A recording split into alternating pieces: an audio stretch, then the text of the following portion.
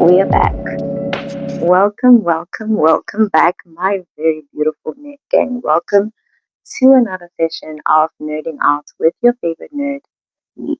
So today we are discussing, we are going back to the art of Sarah Kim, and I we have a lot to discuss, and I know that I left you guys on a cliffhanger.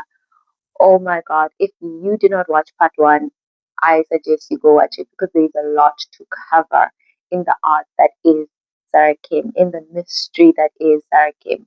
So, where did we leave off? We left off with, okay, just a quick recap for those of you that don't really want to go watch part one, even though I think you should. Um, there's a dead body. This dead body has been identified as Sarah Kim. And now the detectives are trying to find out who killed Sarah Kim by sort of like finding out who is Sarah Kim. So we've now at this point realized that Sarah Kim does not exist. And we have gotten to meet a number of people that met or knew Sarah Kim, but through different versions, right? So we met um, Sarah Kim as Mokahi. We met Sarah Kim as Kim Unjae, and basically, this girl, she is scamming. She has been scamming everybody, lying to everybody, manipulating everybody. So where we left off is So they found a dead body, right? And they wanted to figure out who this dead body is. So they called the CEO of Knox, who then said she gave this dead body to her friend. They found out that, okay, who's this friend? Her name is Sarah Kim. They check out who Sarah Kim is. They realize that there is no such a person as Sarah Kim. Sarah Kim does not exist. So now the question becomes, who is Sarah Kim? Because they need to understand who she is so that they can find out who then killed her. And then we find out that she is literally three people. At this point, she has been Mokahi, she's Kim Unjae, and she is Sarah Kim. And we find out that essentially she went and scammed her friend, used that money to build this brand called Bordeaux. We found out why her life is kind of like miserable as she was living as Mokahi. And we then move on to the the the the boy toy. We found out that the boy toy is so angry at her because he feels like he and her were supposed to be basically this lovey-dovey person, and he loves her so much that she even said, kill my husband for me because he's abusive. Well, she actually didn't even say it. He's the one who offered to do it because he just fell madly in love with her. And then he went and tried to kill the mob boss, and she took the knife for the mob boss and told him to run away. And then we don't know what else happened after that because she then comes back to him a while later as Sarah Kim. She has somehow found a way to get away from her mob boss husband, and basically she essentially starts pimping him out in order to get secrets for on rich people so that she can build this brand. So now, what the police has done at this point, that's where we left off. He got heartbroken and went to the mob boss and told the mob boss everything about his wife. Like, oh, your wife did this. She's still alive. Her name is Sarah Kim. She tried to kill you. I was sleeping with her the entire time. And so the police, they come and they bring in the mob boss. And when the mob boss comes, I'm like, I actually don't think he looked as scary as I initially thought. He seems cool. He comes in and they're like, did you know about your wife? Did you know she was scamming you? Did you know she was doing all the things that everybody's accusing her of doing? Do you know that she took advantage of you? Do you know that she married you to steal your money? And the mob boss is like, yeah. And they're like, do you know her name is not really Sarah Kim? It's not really Kim Unjae. Do you know all of that? And he says, yes, I know her name is not Kim Unjae because I picked the name Kim Unjae. So essentially, he created everything. He created her entire persona for her. He creates this name for her. He gives her the persona of Kim Unjae, who is married to this rich guy who went to Oxford, who studied in Oxford, who did all of this. He teaches her how to live as a rich woman, He teaches her how to like be part of the rich society. So the Sir Kim that we now see how she became that by being taught how he taught her how, for example, don't talk too much, because the more you talk, the more likely people are going to tell that you're lying, you know. And then like one of the things where Sarah is like, how will I like pull this off? How will I convince people that I went to Oxford and I graduated top of my class and I'm this well-learned girl? And he says, don't say much. If people ask you, how was your studies or whatever, she should lie and say, well, I wouldn't know. The only reason why I got top grades is because I paid somebody to write my exams for me. The people in the room will, instead of trying to figure out, oh, how did she even get into Oxford? Is she smart enough? They won't do that, but instead they will just be like, oh, she's rich, because she can pay someone to write her exams for her, so she must be rich. So he teaches her all these things, and we see them spend a lot of time together. And he says he understood that their relationship was not one born out of love, it was born out of desperation on both ends. It was a transaction, but he did grow to have a lot of respect for her. And we see him teach her a lot of things, like a lot of her mentality. We see it's because she was living with a mob boss and she was learning from him. This is one thing I always say. This might be a little bit insensitive, but I always say, like, if you're gonna marry like some rich old guy and you don't like him that much, or you whatever, when you guys divorce like 10 years down the line, for you to live with absolutely nothing, I feel like it's questionable. I know a lot of women are put in that position, and a lot of women are left without anything. But I feel like, girl, you had 10 years in close proximity with this person. You couldn't like pick up some of his tricks. You couldn't find out how he does things, because that is what Sarah Kim does. That is what she does. He obviously is this rich mob guy. He has the funniest part of it, or not the funniest, but one of the things I was like, oh girl, this guy, he owns the loan sharks. If you remember in part 1 where we said a bag got stolen while she was working as Mokahi, and she was forced to pay for this bag, and then she had to go to the loan sharks, and then she paid the loan sharks off, but then the loan sharks basically bullied her into borrowing more money, and then they charged her crazy interest, and that's why she ended up killing herself as Mokahi. This guy is their boss. So you get like this girl, the game she's playing, I love her. I cannot help but stand. Because there's no way she didn't know who he was when she approached him. If anything, it was all part of her plan. Because she is an absolute genius. Okay, she is. Nobody can tell me otherwise. So anyway, so he's like obviously a rich guy.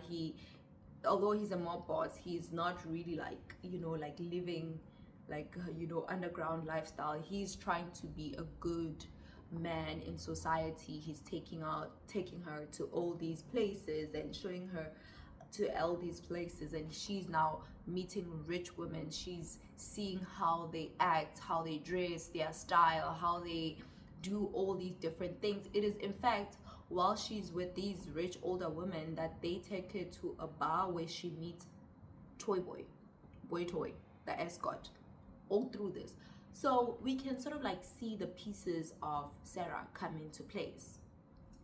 Anyway, so then the next question, the question that everybody would have, and the question I had is, then why did she plan with the boy toy to kill him? Because he's treating her well. He's not really treating her badly, Was it because she wanted all his money or what?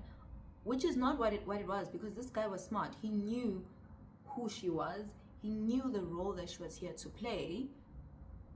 So there's no way that he had like left everything to her. So that's why she plans the fake as like murder plot. That's why she does that. So she enlists the toy boy to plan to kill him. She convinces the toy boy that he's abusive, so that he tries to kill, so that the toy boy tries to kill the mob boss. And then she takes the knife for the mob boss. Now you're asking yourself, why did she do that? Because now the mob boss thinks she is so loyal to him that he becomes so loyal to her. And then he changes his will and everything to put it under her name. Oh my God, this woman. So let's go back to the stabbing, right? So toy boy thinks that Kim Moon-jae is getting abused, so he shows up, he stabs what he's thinking, he stabs who he thinks is the mob boss. But Sarah Kim Moon-jae, she takes that knife for the mob boss and tells the boy toy to run away. And then she's rushed to the hospital and she survives. And when she wakes up, the first thing she says to this man, which stays with this man, he even tells the detective, do you know what she said to me when she woke up? She said, how is your kidney?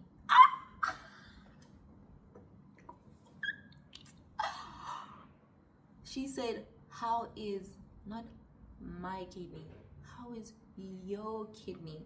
To show that even after she got stabbed, the only thing she really cared about was his kidney. And there, ladies and gentlemen, she won. She has done it. The mob boss is madly in love with her and he will do everything for her. But here's the not so sad. But here's where everything gets a little bit lost. So the mob boss brings in the lawyers change his will, everything, leaving everything to Kim Moon-jae. They leave everything to Kim Moon-jae. And then as they are doing that, one of the guys that comes in, like to handle stuff for him, he sees Sarah Kim Moon-jae, and he recognizes her. He recognizes her as Mo Ka-hee. And Sarah recognizes that, oh, this guy has recognized me. So she is like, I'm out of here. I'm out of here. I'm out of here. And so this guy, he goes and tells the mob boss, your wife, sir, is not really who you think she is. Her name is Mo Ka-hee. She borrowed a lot of money from us, and we tracked her down and we harassed her and she ran off. The last we heard was that she killed herself. And now he's like, go find her. And he realized that she has run off with the kidney, and he's so badly sick that he needs it. He needs the kidney. He's gonna die. And they find her, they torture her, they beat her up, then they put her on the phone with him, and he remembers the one thing. Remember that there was a time where him and her were having a conversation, and she was basically like trying to understand how he thinks, and she was asking him like, how did he become this mob boss with zero empathy for a lot of people? And then he tells her that it was because of how life was to him, and he tells her the story of how when he was a kid, there was this one kid that used to look down at him because his dad was basically a loan shark, hired help or whatever it is, like his dad was like a loan shark, didn't have much, and so this guy would like bully him like restlessly bully him. And when they were old, this guy's dad borrowed money from, no, not this guy's dad, this guy borrowed money, had no other option, but he had to come borrow money from him. And so he lent that guy money, and then he started charging that guy excessive interest as a way to get revenge.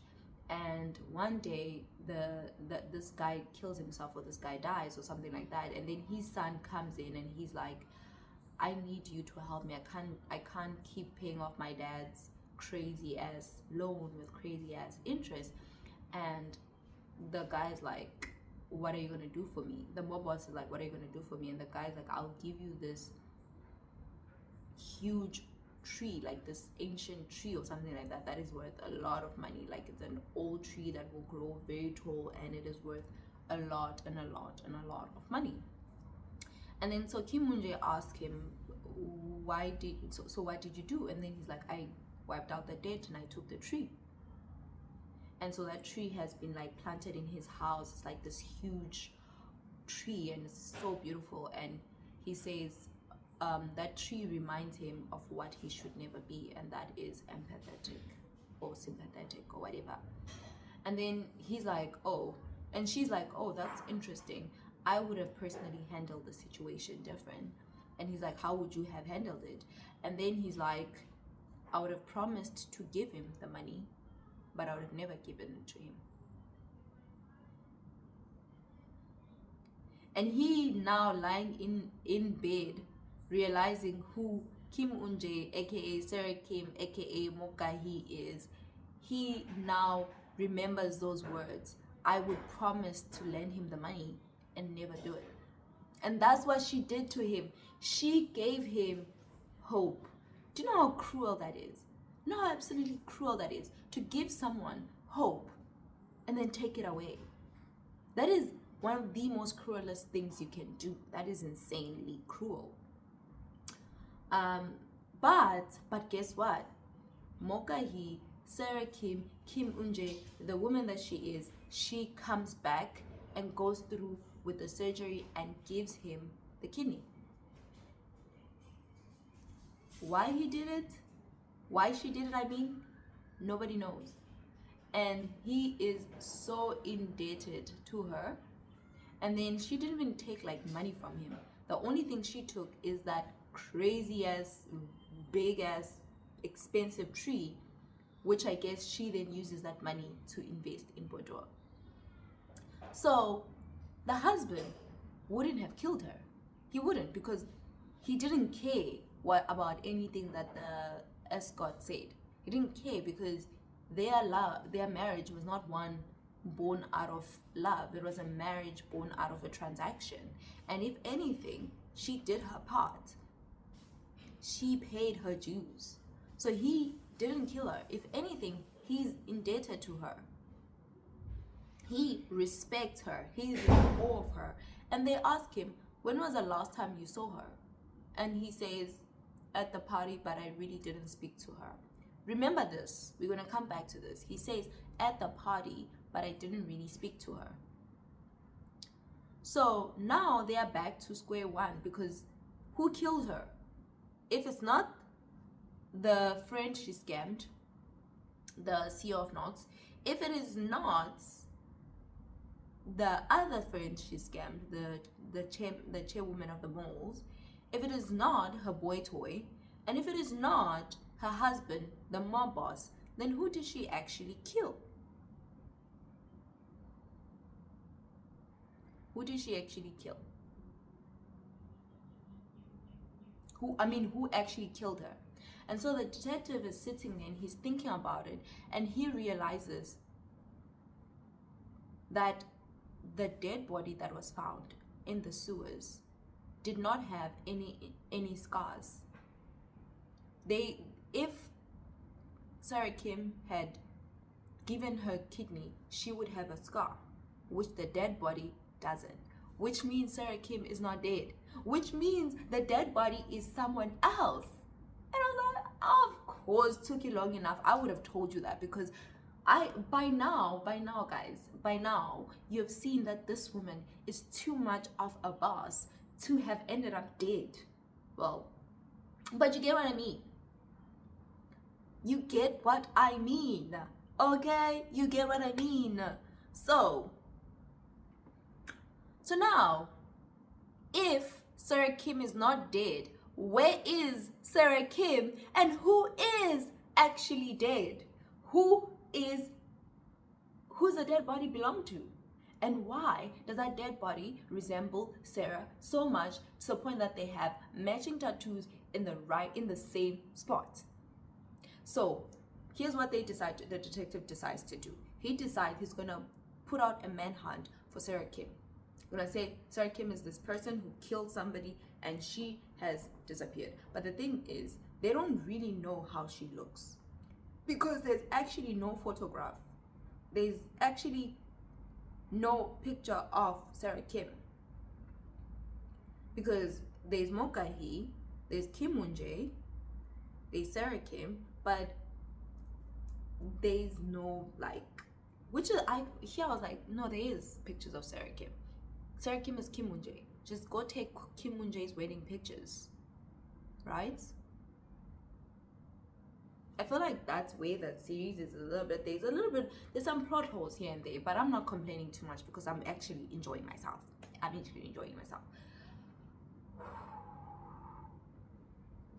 Then, so he then calls out like this conference call where he's going to put out this announcement to the public that they are looking for this woman, Sarah Kim Moon-jae, or whatever, Sarah Kim. And as he's called out all the journalists, they are all out there, he's waiting, he goes out, he's about to say what he's about to say. Then the rookie comes in and pulls him out and says, do not say anything. And he's like, what's wrong? And then he's like, because Sarah Kim just walked in to the police station. She just handed herself in. And now we meet the woman, the myth, Sarah Kim. I think I was waiting for this moment. I was waiting to see her and to hear her speak from her perspective, to tell her story from her perspective. And that is exactly what we get. But again, remember, Sarah is not a reliable narrator. Nobody so far has been a reliable narrator. Everybody has told the story in a way that they are still the good guy. Like if you take this year of Knox, she was like, oh, I trusted her, she scammed me. But she didn't really highlight the fact that she was desperate. She was asking for it. No shade. I mean, okay, that sounds bad. I hate that wording and I take it back. But she just gave up this vibe. And that's why it was so easy for Sarah to scam her. And so when she was telling the story, she made Sarah out to be this friend who just betrayed her, this mastermind, this criminal mind. She didn't actually say that she's the one who chose to take money from her company, money that didn't belong to her, money that belonged to the company, and invest without getting proper approval.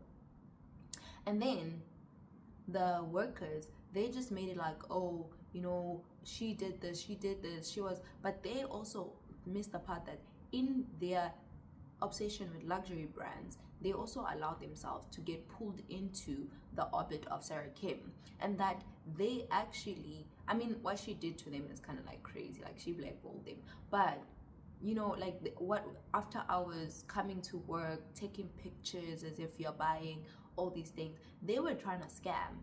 But listen, you cannot scam a scammer. You will get scammed. And then obviously the escort, oh, woe is me, oh, I loved her, oh, she took advantage of me.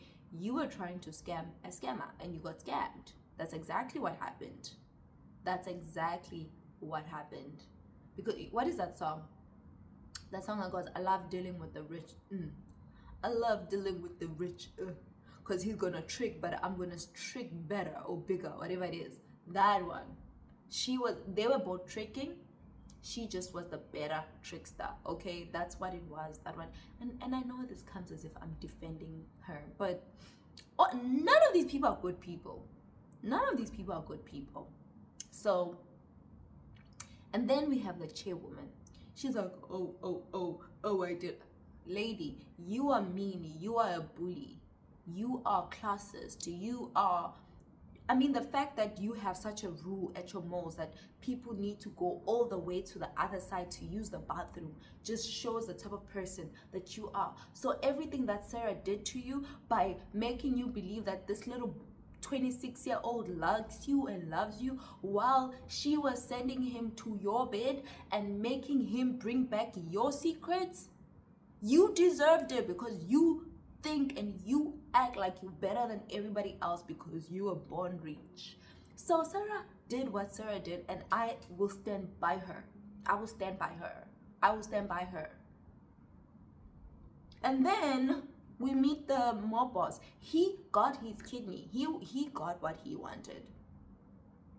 In fact, if I was Sarah, I was gonna get like crazier revenge, because what his people, his organization did, his organization that he built, he designed to work that way, to keep people indebted, to keep people in this desperate space of constantly having to borrow from them, bullying people into borrowing from them and charging those people crazy interest.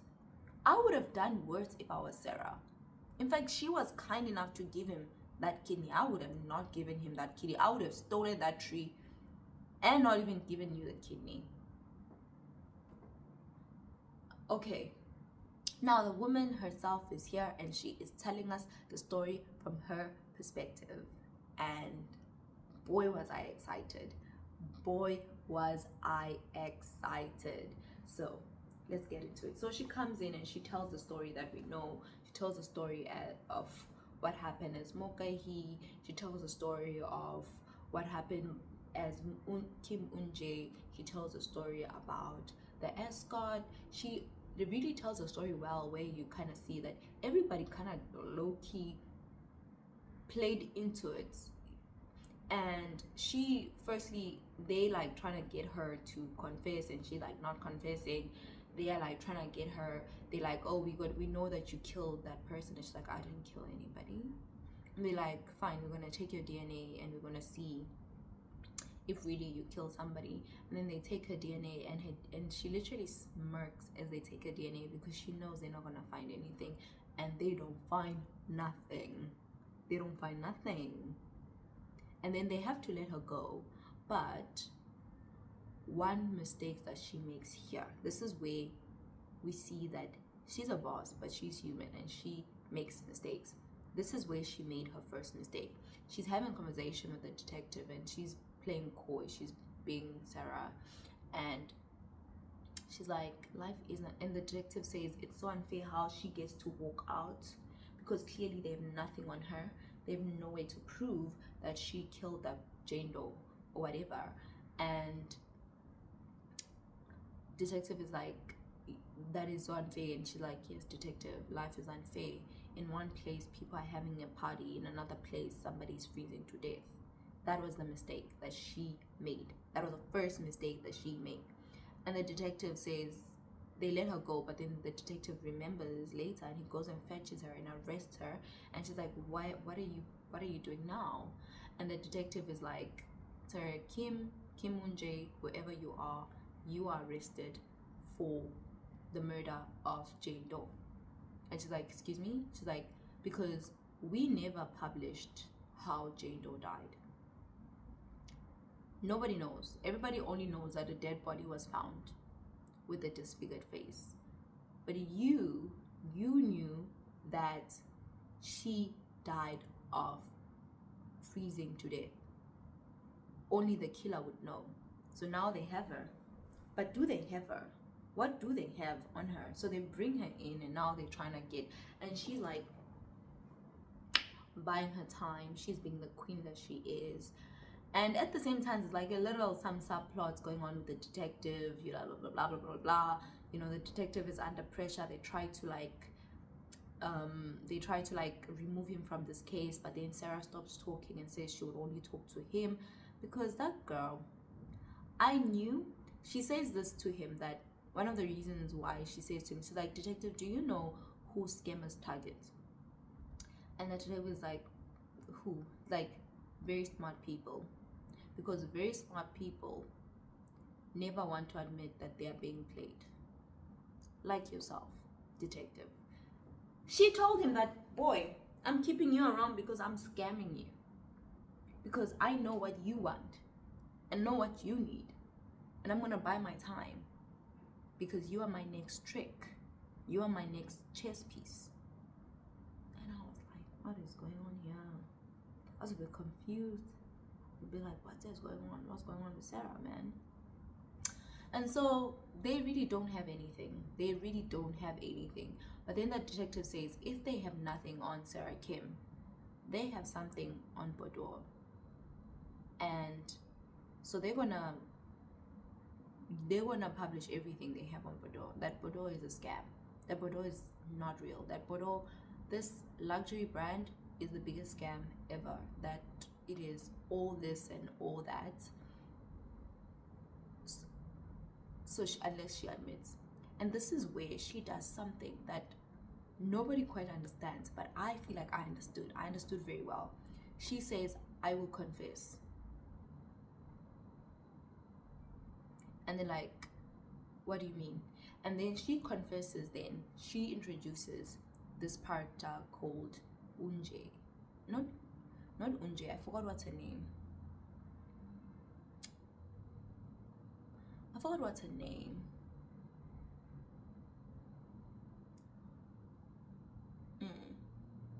She introduces this character who is also an unregistered person.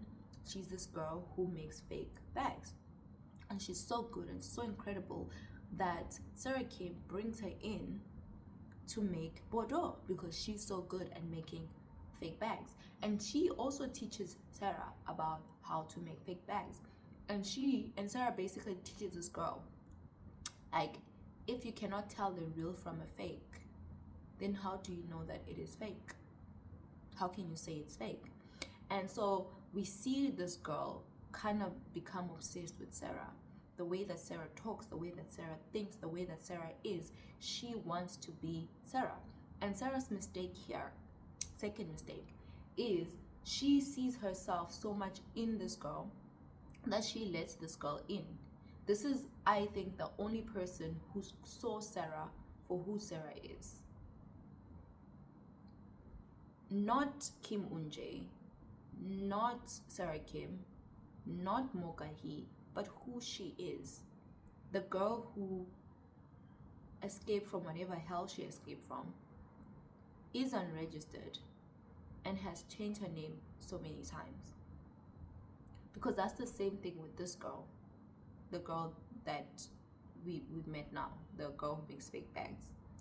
And so that's her first mistake, letting her in.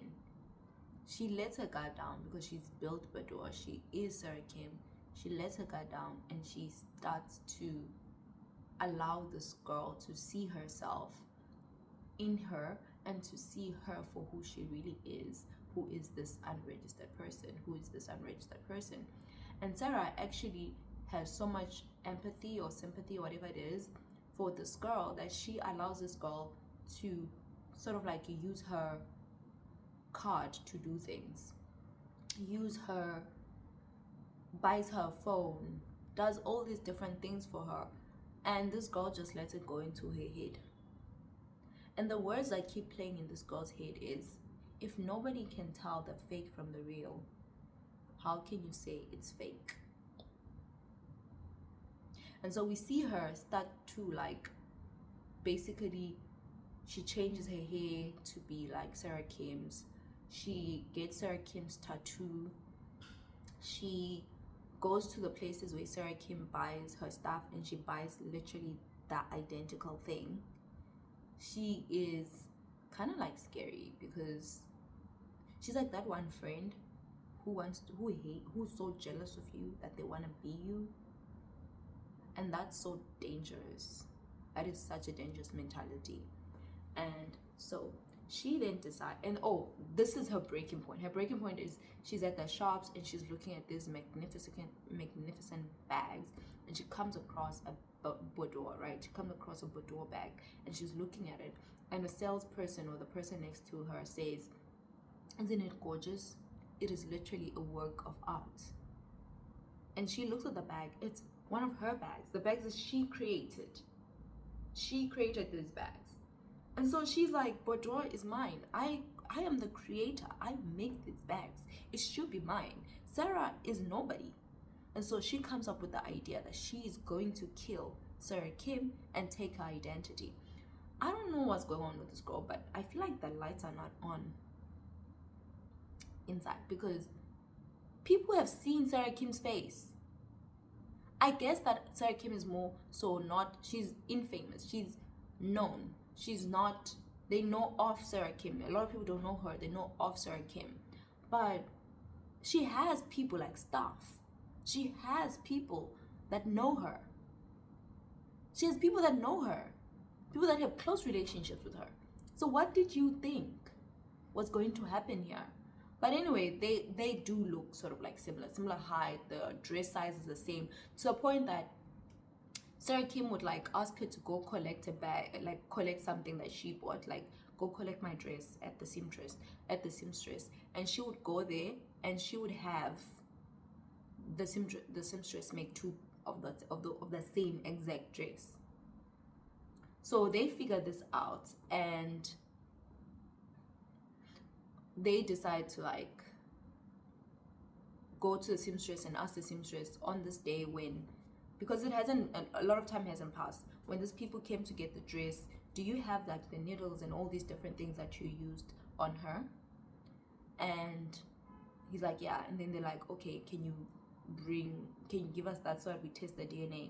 They test the DNA and it's not Sarah Kim's DNA, but it is Jane Doe, the dead body, because the dead body is the person who was doing all these chores. So now they know who this person is. She's unregistered though, so they don't really know her, other than the fact that she was this girl who was an illegal, working in these illegal markets, making counterfeit bags that Sarah Kim sort of hired and made her, you know, they sort of know that. But now they also know that Sarah Kim killed her because she was trying to kill Sarah Kim.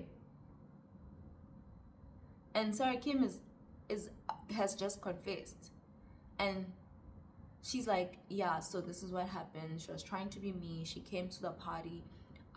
Sarah Kim got angry. I pulled her downstairs to the elevator so that her and I told her to change because people cannot see two of us, and I told her to wait here, and I'm so done with her and everything. And that's when she goes, anybody who knows me and knows you, they're dead. I got rid of them. I cleaned all kind of DNA. Nobody will be able to know me and you apart. And this is where I'm going to kill you. And she tries to kill Sarah Kim, and Sarah Kim fights. And this is where I was like, girl, my girl Sarah has survived a lot. There is no way you're going to take her out. No way. She's going to fight because that's what she does. And that is exactly what she did. She fought. And she fought back. And then eventually the girl hits her head and she's bleeding, and Sarah Kim rushes out to get help, and she sees, the first person she sees is the mob boss husband. Third mistake that Sarah makes, she runs back. Instead, she decides to go back and decides to, you know, like, she decides to dismantle the body, like kill the body, like to finish the job. Not to finish the job, she didn't kill her, she just started bashing her face in, because the same words started to play in her head. If nobody can tell the fake from the real, how do they know it's fake? So she decides Sarah Kim has to die. So she disfigures Kim Eun-jae's face and she drags the body out. The reason why I said this was mistake number 3 is because why didn't you just ask the mob boss for help? I can't wrap my head around it. Maybe she thought, oh, he's found me, he's coming to get me, I stole his tree. Or I don't know, she didn't want to go back to playing his wife because she would still be in his shadow. She wanted to be her own person. But for me, I feel like he would have helped her dispose that body. He would have known how to do it, and she would have never gotten caught. I don't, like, really, that's one of the things I feel like that was one of her second biggest mistake. First biggest mistake was letting that girl get too close, Eun-jae get too close, or Yojin, yes, her name is Yojin get too close to her. That was her biggest mistake. And the second biggest mistake was not letting the mob boss dispose of the body. And the third mistake was, you know, letting it slip that she knew how the body was, how the person died. So she then drags the body, and this is like the genius of Sarah Kim. She then goes to the chairwoman and says, I'll sign the contract right now, I'll give you whatever percent share you want, I'm gonna move in today. And so she has the movers move the body for her into the store, where she then disposes everything, and she knows that the chairwoman is going to delete all the footage, because the chairwoman would never want there to be a scandal that there was a dead body in her mall and somebody disposed of it. You know what I mean? Like, everybody's just playing a game. Everybody's just playing a game. And so she disposes the body, but Yeonjin was not dead. So she literally crawled out, and that's why she was found in the sewers, because she literally crawled out holding the bag in desperation to survive, and she died of like freezing to death eventually. And everybody's like, did you just commit to murder? She says, yes, detective, I did. I killed Sarah Kim. They're like, what do you mean? You are Sarah Kim? She's like, no, I'm Yeonjin. My plan succeeded. I wanted to be Sarah Kim, so I killed Sarah Kim. And they're like, what? Even I'm like, what? Girl, you just... Because here's the thing that Sarah has realized. The love of her life is boudoir. It is this brand that she has built. It is this life that she has built. If the CEO, the founder of boudoir, is a murderer, and everybody finds out that boudoir is fake, then her life's work is destroyed. But if she is not Sarah Kim and Sarah Kim is dead, then there is no fraud case. Then Sarah Kim is not this scamming mastermind. She is a victim, and she is dead. And they're like, she's like, detective, take it or leave it. You have no way to prove that I, as Sarah Kim, committed a crime. I killed this person. So you will have to let me go. You will then go after boudoir. You will destroy the brand. And I will be destroyed by virtue of you destroying the brand. But you want to see a murderer in jail, right? So I'm giving you a murderer. I'm giving you a win. This will become such a famous case. It will blow out because Sarah Kim is dead. Sarah Kim has been killed by a woman who was so obsessed with her. She stalked her, tried to be her, mimicked her, and then killed her, disfigured her face. I killed the Sarah Kim. I'm handing you a win. Take the win. And the detective goes and he thinks it over. He will go for boudoir. Boudoir will be destroyed. But Sarah Kim, Kim Moon-jae, Mokahi, whoever she really is, will walk. But then he thinks about it. He knows the dead body didn't have the incision scars, right? They can try to prove that, but again, maybe they can say she got plastic surgery to have it removed or whatever. So what they decide to do is they decide to go to the place where she had the liver done and to get those samples and test those samples against her DNA, proving that she is in fact Sarah Kim, Kim Moon-jae. But then when they get there, the samples are destroyed. The samples are destroyed. Because mob boss is clearly in love with her. Clearly the mob boss is in love with her. And so that's why he got it done for her.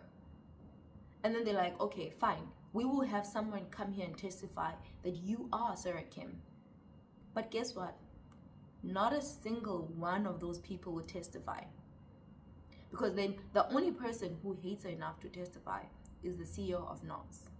So she calls her and says, if Sarah Kim is dead,